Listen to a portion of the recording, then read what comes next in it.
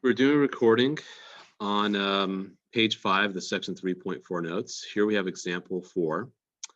So we told the model rocket goes off vertically with a launch velocity of 160 feet per second, and its height s feet above the launch pad is given by the following formula, which is negative 16t squared plus 160t, or you could factor out negative 16 and a t, you would get just a t minus 10. The reason why it's good to factor is that it can actually help with plotting. So it's like 5, 6, 7, 8, 9, 10. And of course, I won't say of course, but we could probably maybe do this every 100 units, I suppose.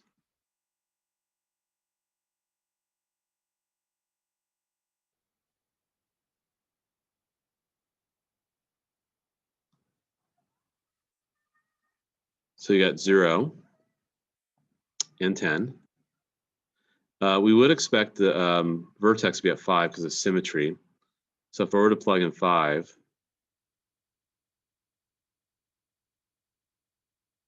negative 80 times negative 5, 400. Oh, got lucky by doing 400 as my high point here.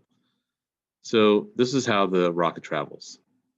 And this is the position that's off the ground. So it's vertically, right?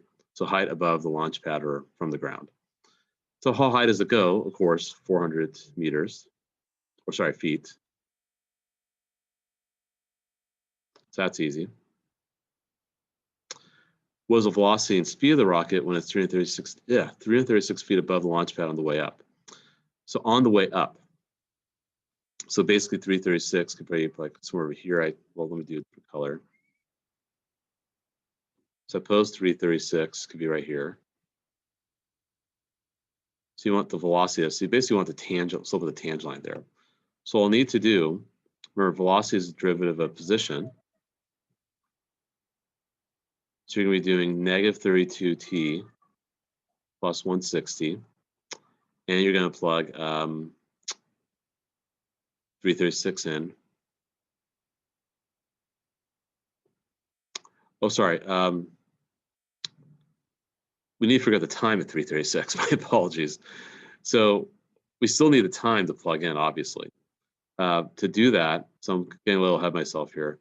So 336 will equal negative 16 t squared plus 160t. So we got to figure out how long that takes to get to 336. So you probably could just wind up using Desmos. That might be a good idea. So let me actually go to my Desmos here. So y equals 336. And I'll have to zoom out so I can see that. And then y equals negative 16x squared plus 160x. And zoom in just a tad. So on the way up,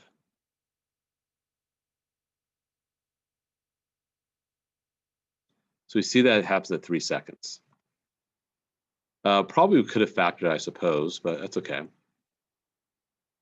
So that happens at t equals 3 seconds. You could just totally just do that. You don't have to do this algebraically to solve for t.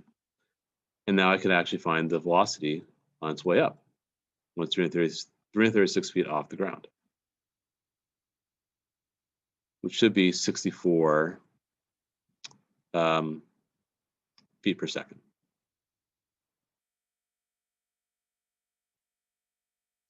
And that's going to be the same for the speed as well. Speed, because remember, speed is the absolute value of velocity, will also be 64. Now on the way down, if we use symmetry, I assume it's going to be happening at 7 now. So I'll happen at t equals 7.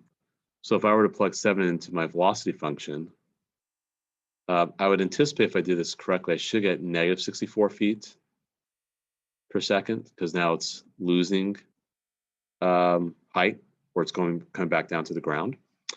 But the speed is going to be the absolute value of that, which of course is 64 feet per second. When does it hit the ground? Well, obviously at 10 seconds.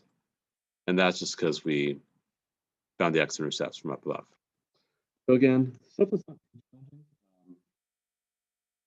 basic stuff you've done in calculus, I suppose.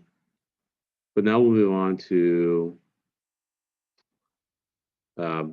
next example. And I'll stop the video right now.